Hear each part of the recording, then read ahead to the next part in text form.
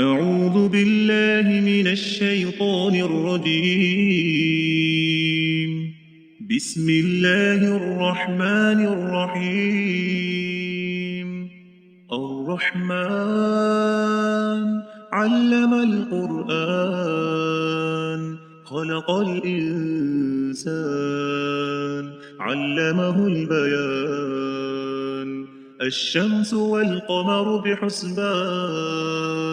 والنجم والشجر يسجدان والسماء رفعها ووضع الميزان ألا تطغوا في الميزان وأقيموا الوزن بالقسط ولا تخسروا الميزان والأرض وضعها للأنام فيها فاكهة والنخل ذات الأكمام والحب ذو العصف والريحان فبأي آلاء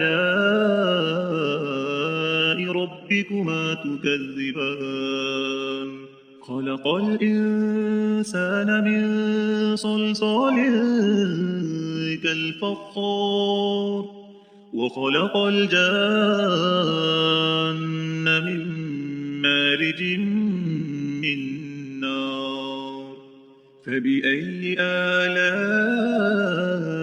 ربكما تكذبان رب المشرقين ورب المغربين فبأي آلاء ربكما تكذبان مرج البحرين يلتقيان بينهما برزخ لا يبغيان فبأي آلاء ربكما تكذبان يخرج منهما اللؤلؤ والمرجان فبأي آلاء ربكما تكذبان وله الجوار المنشآت في البحر كالأعلام فبأي آلاء ربكما تكذبان كل من عليها فان ويبقى وجه ربك ذو الجلال والإكرام فبأي آلاء ربكما تكذبان يسأله من في السماوات والأرض كل يوم هو في شأن فبأي آلاء ربكما تكذبان سنفرغ لكم أيها الثقلان فبأي آلاء ربكما تكذبان يا معشر الجن والإنس إن استطعتم أن تنفذوا من أقطار السماوات والأرض فانفذوا لا تنفذون إلا بسلطان فبأي آلاء ربكما تكذبان يرسل عليكما شواظ من نار ونحاس فلا تنتصران فبأي آلاء ربكما تكذبان فإذا انشقت السماء فكانت وردة كالدهان فبأي آلاء ربكما تكذبان فيومئذ لا يسأل عن ذنبه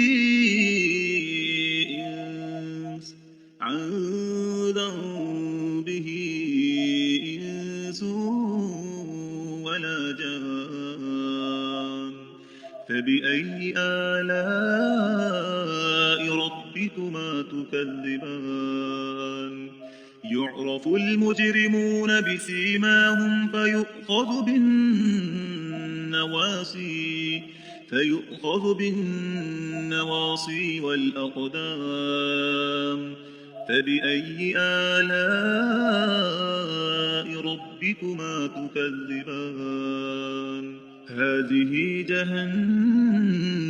التي يكذب بها المجرمون يطوفون بينها وبين حميم آن فبأي آلاء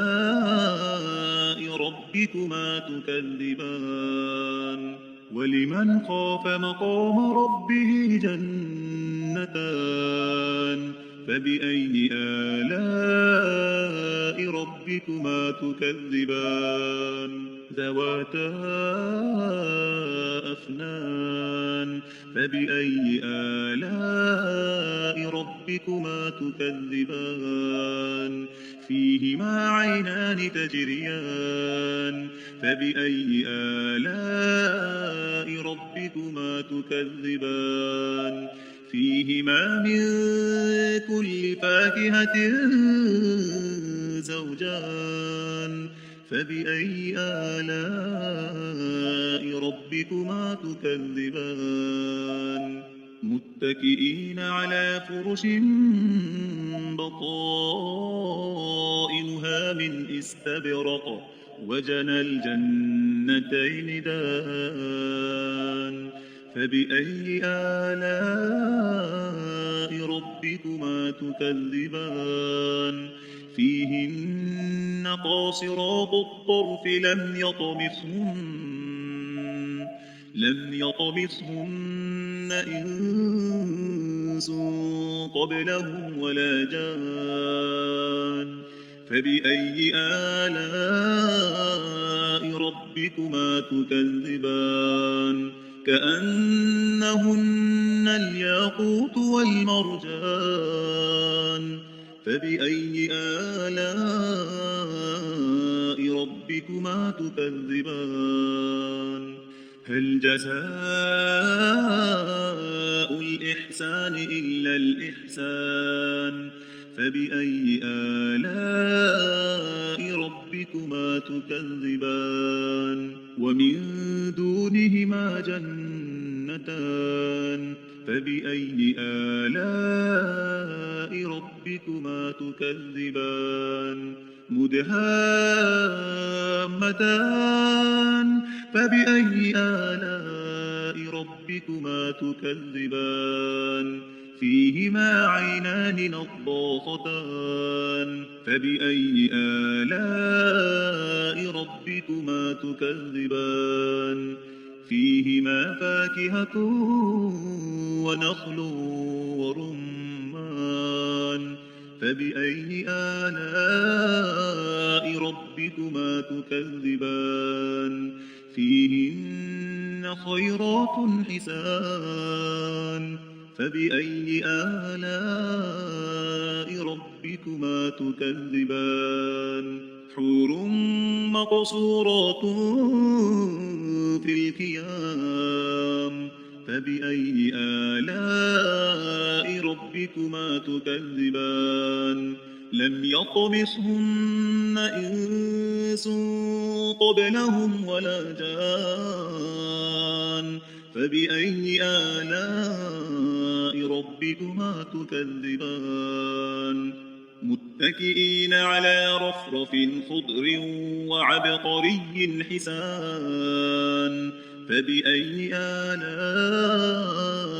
ربكما تكذبان تبارك اسم ربك ذي الجلال والإكرام